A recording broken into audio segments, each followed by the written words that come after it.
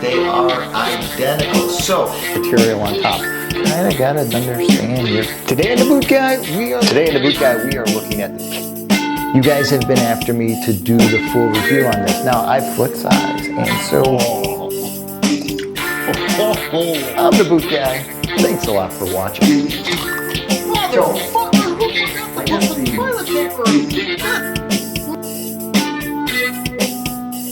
Until the next time, I'm the Boot Guy. Thanks a lot for watching. Well, I don't know if you guys are excited about this review. I'm kind of excited. I'm kind of happy to finally be done doing the test on these Indestructible shoes. Now, I wore these shoes for the last 60 days. On and off, but almost a full 60 days. I'm not going to say I wore these 7 days a week, 24 hours a day for the last 60 days. I did have some time off in there where I wore boots because I needed to wear boots because of work. But when I didn't need to wear them, I put these things on, and I learned to really like them. I'm not a gym shoe guy when it comes down to the nitty-gritty of it. In fact, I'm strictly a boot guy, hence the name of the channel. But I was really impressed with these. And going forward, I'm sure we're going to see a lot more reviews about shoes like this lightweight steel toe comfortable shoe coming from me on this channel. But currently, the few that I have, this is probably running at the top of the most comfortable right out of the box, right up until the last day, which was Friday, that I decided I'm going to stop wearing them because they're not doing it for me anymore. But we'll get to that later. Let's talk about this shoe, not from the standpoint of everybody else on YouTube. I'm not going to saw into it. I'm not going to blow nails through it with a nail gun. I'm not going to try to collapse the steel toe, because shit like that doesn't make any sense in the real work world. Because no matter what steel toe you got on, if you drop an I-beam on your toe, yeah, it's going to cut your toes off. You know, if you're dropping weights and shit like that on it, you shouldn't be doing that anyway. You shouldn't be standing up on a ladder and letting somebody drop shit on top of you. So it's unreal. So we're not going to talk about it from that way. We're going to talk about it as if it's a comfortable shoe, good place to put your money, and something that you could enjoy wearing on a 12-hour workday.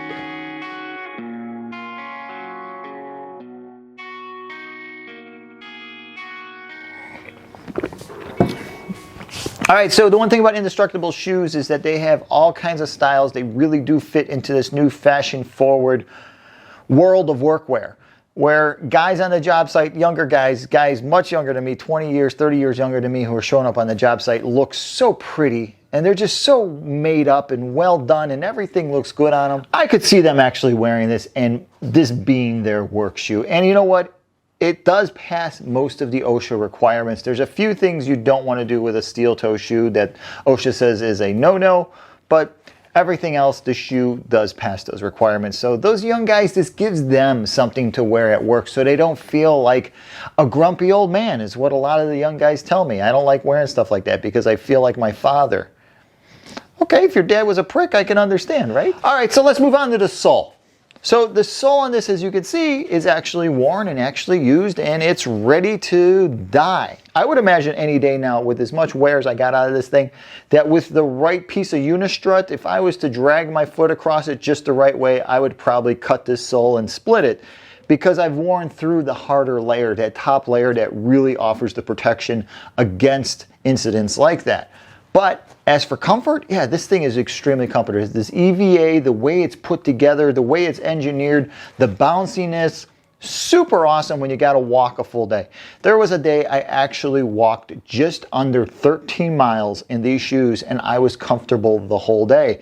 And it has a lot to do with the way it holds your foot, because it does hold your foot extremely well, and the way that sole works.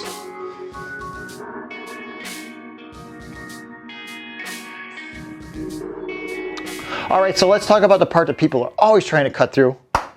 The steel toe. It is a steel toe. It's a hunk of metal. So, almost lost my level.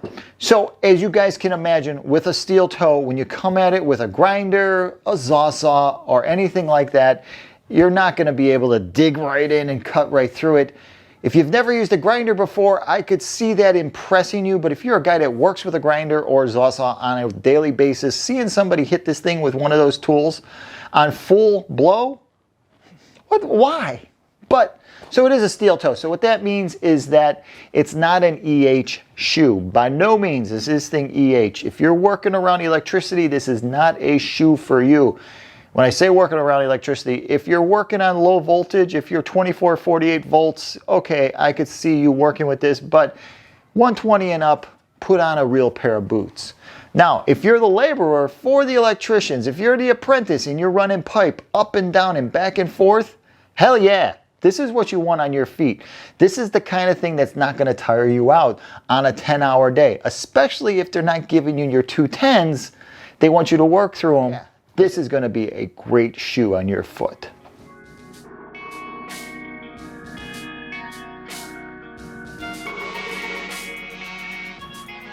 All right, so this upper material is all plastic. You can call it nylon, you can call it urethane, you can call it anything, but yeah, it is a derivative of oil. It is plastic. And you know what? That's probably why it actually held its shape as long as it did for me, because it's all engineered and it all fits together extremely nice. The toe on it, this mesh material that is on the toe, is nothing special. It is nothing that's going to allow you to, you know, not worry about grazing your foot and it not tearing. If you got to drag your feet for an install, you're still going to burn through this material just like you would any other fabric material that goes over a steel toe. The one thing that you don't get with a leather shoe that you get with this is the ability for it to always stretch back and hold its shape, because this material has elastic built into it. It's got all kinds of stretchy stuff that's going on, and that's really where it excels over a pair of all leather shoes.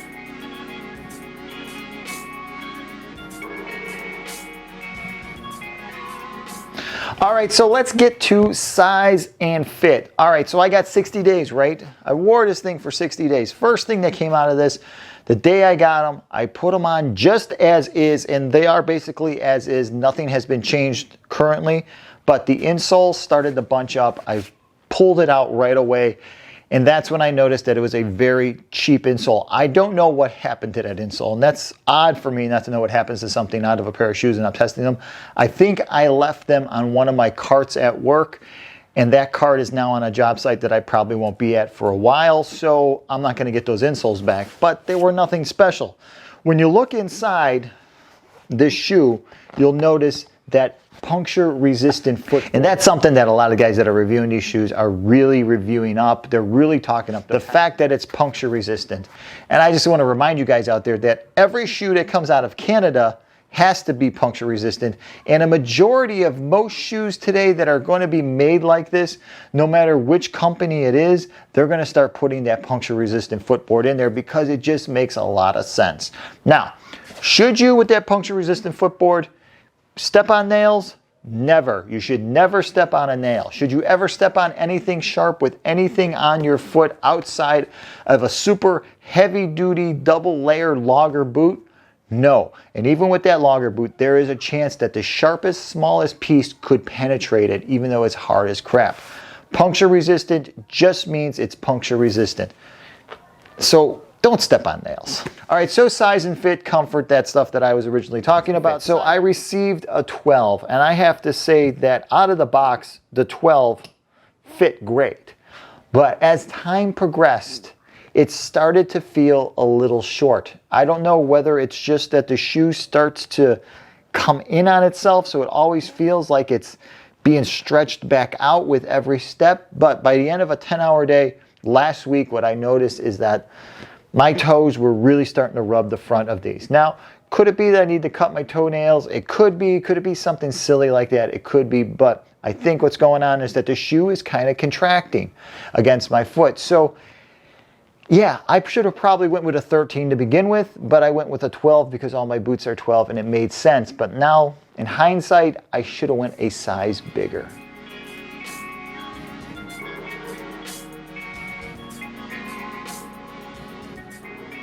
All right, so let's talk about the most important thing, and that is whether or not this is a good place to put your money, and what type of job do I foresee a guy doing that's going to buy a pair of these. Delivery guys, yes, definitely delivery guys. UPS, USPS, any place you're moving heavy objects, heavy packages, any sort of delivery, driving a pallet jack, whatever, a forklift, yeah, this is a really good shoe for you guys. You guys need to look at the brand. You guys need to look at what they have to offer, especially you younger guys breaking into the trades, breaking into just the whole work world, looking for a pair of safety shoes. Look at the brand. They have styles that will probably match your style, and you'll be extremely happy with the way they fit and how comfortable they are. Now, for you guys that are heavy trades guys, carpenters, plumbers, electricians, pipe fitters, mechanical guys, tinners, tin knockers, all you guys out there, iron workers, did I say that already? You guys, just forget about it. Don't look at this. You guys need to be wearing boots, not stuff like this. And you could argue that with me, but it's not going to give you what you're looking for. It's not going to give you the comfort that you need that can only come from a good rigid pair of boots.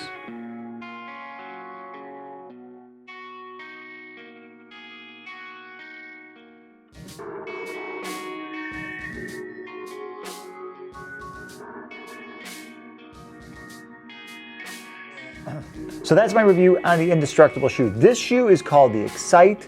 It is one of their more subtle looking shoes, and that's why I picked this out when they offered it to me to do a review on their shoes. I wanted something that wasn't so flamboyant and outrageous. I just wanted something that looked a little military-esque because it's black and green. So I just wanted something like that. Hey guys, if you're currently wearing anything from Indestructible, if you're actually wearing these for work shoes on the job site, please comment below.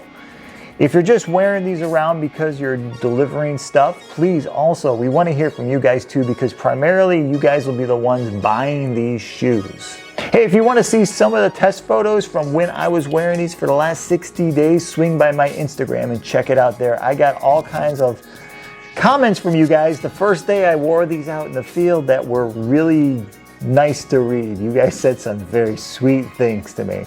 So swing by my Instagram page, check out the comments on the Indestructible shoes, and just check out everything else I'm doing on Instagram. Hey, if you're gonna pick up a pair of these, you got some questions and you really just can't pull that trigger, shoot me over a personal message on Instagram. Let's see if I can help you make a decision on whether this is a good place to put your money or whether another brand is gonna be a better shoe for you for your line of work. All right, until the next time, I'm the Boot Guy. Thanks a lot for watching.